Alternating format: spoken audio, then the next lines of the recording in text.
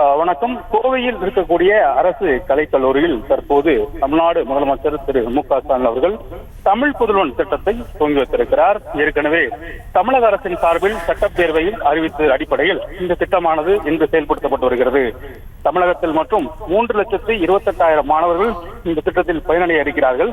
மேலும் அவர்களது வங்கி கணக்கில் ரூபாய் 1000 மாதந்தோறும் வரவு வைக்கப்படவும் இருக்கிறது. புதுமை பெண் திட்டத்தை தொடர்ந்து மாணவர்களுக்கான இந்த தமிழ் புதுவன் திட்டத்தையும் தமிழ்நாடு அரசு அறிமுகப்படுத்தியிருக்கிறது. இந்த திட்டத்தின் அடிப்படை நோக்கமே மாணவர்கள் பொருளாதாரம் குறித்து எந்த ஒரு இடைநிற்றலும் இருந்துவிடக் கூடாது என்பதை அடிப்படையில் அவர்களுக்கு உயர்கல்விக்கு தேவையான உதவிகளை தமிழ்நாடு அரசு செய்யும் என்ற அடிப்படையில் தான் இந்த ரூபாய் 1000 அவர்கள் வங்கிக் கணக்கில் வைக்கும் திட்டமானது தமிழ் புதல்வன் என்ற தலைப்பில் தற்போது அவர்களுக்கு திட்டமானது துவங்கப்பட்டிருக்கிறது. பயன்பெறும் மாணவர்களுக்கும் வழிகாட்டு நெறிமுறைகளும் வெளியிடப்பட்டிருக்கிறது. யாருக்கெல்லாம் ரூபாய் இந்த 1000 வழங்கப்படும் என்றும் ஏற்கனவே அந்த வழிகாட்டு நெறிமுறைகளும் ஏற்கனவே தமிழ்நாடு அரசில் அறிவிக்கப்பட்ட நிலையில் அரசு மற்றும் அரசு உதவி பெறும் பள்ளிகளில் படித்து உயர்கல்வியில் சேரும் மாணவர்களுக்கு மாதம் ரூபாய் 1000 வழங்கும் இந்த தமிழ் புதல்வன் திட்டத்திற்கு தமிழ்நாடு அரசு இதுவரை 360 கோடி ரூபாய் நிதி ஒதுக்கீடு செய்யப்பட்டுள்ளது என்பது குறிப்பிடத்தக்கது. மேலும் தேவைக்கேற்ப கூடுதல் நிதியும் தமிழக அரசின் சார்பில் ஒதுக்கப்படும் என்றும் அறிவிக்கப்பட்டிருக்கிறது. மேலும் இந்த நிதியாண்டு பட்ஜெட்டில் உயர்கல்வியில் பெண்கள் சேர்க்கையை அதிகப்படுத்துகிறது. குறிப்பாக இந்த நிதியாண்டில் மட்டும் கல்வி ஆண்டில் கிட்டத்தட்ட 15,000 மாணவர்களோட அதிகமாக இந்த உயர்கல்வியை சேர்ந்திருக்கிறார்கள். அதற்கு காரணம் புதுமை பெண் திட்டம். அதே போல மாணவர்களுடைய மேம்பாட்டிற்கும் உயர்கல்விக்கு அரசு சார்பில் கொடுக்கும் இந்த ஊக்கத்தொகையும் அவர்களுக்கு மிகப்பெரிய ஒரு பயனாக இருக்கும் என்று தற்போது இந்த தமிழ் புதுவன் திட்டம் துவங்கப்பட்டு இவர்களுக்கும் மாதம் ரூபாய் 1000 வங்கி கணக்கில் செலுத்தப்படும் திட்டத்தை தமிழ்நாடு முதலமைச்சர் அவர்கள் திறந்து வைத்திருக்கிறார். இதையடுத்து கல்லூரி கல்வி இயக்குநர் அரசுக்கு ஏற்கனவே இது தொடர்பாக மொத்தம் தமிழகம் இருக்கக்கூடிய அரசு மற்றும் அரசு பள்ளியில் படிக்கும் மாணவர்கள் மொத்த எண்ணிக்கையும் கொடுக்கப்பட்டு அவர்களுக்கான நிதி ஒதுக்கீடு செய்யப்பட்டு தற்போது திட்டமானது துவங்கப்பட்டிருக்கிறது. இந்த கல்வியாண்டில் மட்டும் வழிகாட்டு நடைமுறையில் இத்திட்டத்திற்கு மாணவர்கள் இணையதளத்தில் மூலமாக விண்ணப்பிக்கலாம் என்றும் ஏற்கனவே அறிமுகப்பட்டிருக்கிறது. அதற்கான ஆன்லைன் ஏற்பாடும் செய்யப்பட்டிருக்கிறது. விண்ணப்ப படிவத்தில் ஆதார் எண் மாணவர்களுக்கு கட்டாயம். மேலும் அவர்கள் சார்ந்த கல்லூரியிலிருந்து பள்ளி கல்வித்துறைக்கு எம்இஎஸ் மூலம் சரிபார்த்து உடனடியாக அந்த திட்டமானது செயல்படுத்தப்பட்டு தற்போது அவர்களுக்கு ரூபாய் 1000 வழங்கும் அந்த திட்டத்தை உறுதி செய்யப்பட்டு அவர்களுக்கு குறுஞ்செய்தி வாயிலாக அந்த ரூபாய் 1000 அவங்கள் வங்கி கணக்கில் செலுத்தப்பட்டதற்கான குறுஞ்செய்தியும் அவர்களுக்கு சென்றப்படும். மேலும் அரசு மற்றும் அரசு உதவி பெறும் பள்ளிகளில் படித்து உறுதி செய்யப்பட்டு அதன் பின் உயர்கல்விக்கு துறைக்கு இந்த ஒட்டுமொத்தமாக அனைத்து அட்டவணையும் அனுப்பப்படும். மேலும் விண்ணப்பிக்கும் மாணவர்களுக்கு பிரத்யேக எண் உருவாக்கப்பட்டு மாணவர்களுக்கு குறுஞ்செய்தி மூலமும் அனுப்பப்பட்டிருக்கிறது. மேலும் இத்திட்டத்தின் 6 முதல் 12ஆம் வகுப்பு வரை அரசு பள்ளியில் பயின்ற அரசு உதவி பெறும் பள்ளிகளில் தமிழ் வழியில் பயின்ற மாணவர்களுக்கு முழுமையாக பயன்பெறும் வகையில் ஏற்பாடு செய்யப்பட்டிருக்கிறது. இந்த திட்டத்திற்கு குறிப்பாக இந்த திட்டத்தை பொறுத்தவரைக்கும் வருமான உச்சவரம்போ இன அடிப்படையிலான இடஒதுக்கீடோ எந்த ஒரு திட்ட பாகுபாடும் இல்லை.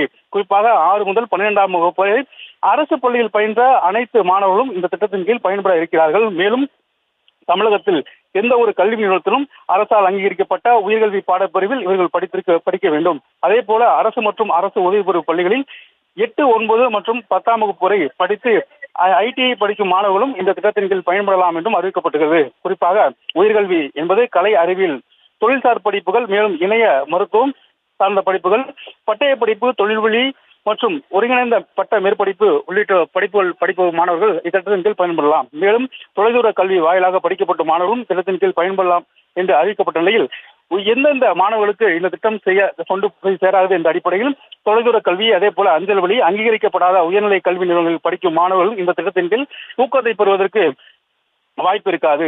மேலும் ஏதேனும் ஒரு உதவித்தொகை பெற்றிருந்தாலும் கூட மீண்டும் இந்த உதவித்தொகை பெறலாம். அதே போல வெளி மாநிலத்தில் படிக்கக்கூடிய ஐஐடி உள்ளிட்ட வெளி மாநிலத்தில் படிக்கக்கூடிய தமிழ் வழியில் படிக்கக்கூடிய மாணவர்களுக்கும் வெளி மாநிலத்தை சேர்வதாகவும் நேரடியாக அந்த நிறுவனங்கள் மூலமாக தமிழ்நாடு அரசுக்கு உடனடியாக தெரியப்படுத்தி அவர்களும் இந்த திட்டத்தின் கீழ் ரூபாய் 1000 பெறுவதற்கான வாய்ப்பு இருக்கிறது. மேலும் ஒருங்கிணைந்த பாடப்பிரிவில் பயிலும் மாணவர்கள் முதல் 3 ஆண்டுகள் மட்டும் இந்த ஊக்கத்தொகை பெறலாம்.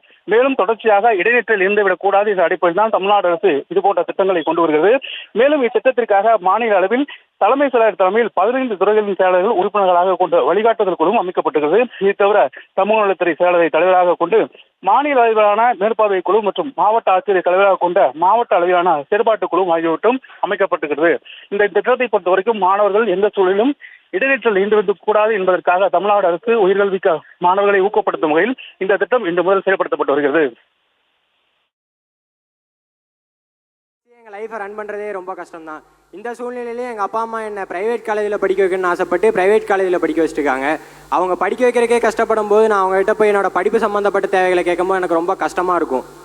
இந்த சூழ்நிலையில் தான் மாண்புமிகு முதல்வரையார்கள் தமிழ் புதல்வன்ற திட்டத்தை கொண்டு வந்தாங்க.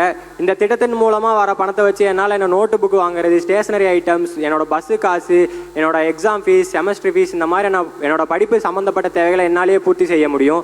சிறுதுளி பெருவெள்ளம்ன்ற மாதிரி இந்த தமிழ் புதல்வன் திட்டம் எனக்கு என் வாழ்க்கையில் ஒரு பெரிய உதவியாக இருக்கும். தமிழ்நாட்டில் இருக்க எல்லா மாணவர்களும் 100% உயர்கல்வி இலக்கு அடையன்னு பல்வேறு திட்டங்களை கொண்டு வந்து செயல்படுத்தி வெற்றி பெற்று கொண்டிருக்கும் மாண்புமிகு தமிழ்நாடு முதல்வரை அவர்களுக்கு என் சார்பாகவும் மாணவர்கள் அனைவரின் சார்பாகவும் என் நன்றியை தெரிவித்துக் கொள்கிறேன். நன்றி. நன்றி. அடுத்ததாக பிகாம் சிஏ 3ஆம் ஆண்டு இளங்கலை மாணவர் திரு தங்க ராஜேஷ்குமார் அவர்களை அன்புடன் அழைக்கின்றோம். எல்லாருக்கும் வணக்கம். என்னோட பேர் தங்க ராஜேஷ்குமார். நான் கோயம்புத்தூர் அரசு கலைக்கல்லூரியில் 3rd இயர் பிகாம் சிஏ படிச்சுட்டு இருக்கேன். எங்கள் அப்பா கூலி வேலை தான் செய்கிறாங்க. என்னை ரொம்ப கஷ்டப்பட்டு தான் படிக்க வச்சாங்க. நானும் இப்போ வரைக்கும் கஷ்டப்பட்டு தான் படிச்சுட்டு இருக்கேன். இதுக்கு முன்னாடி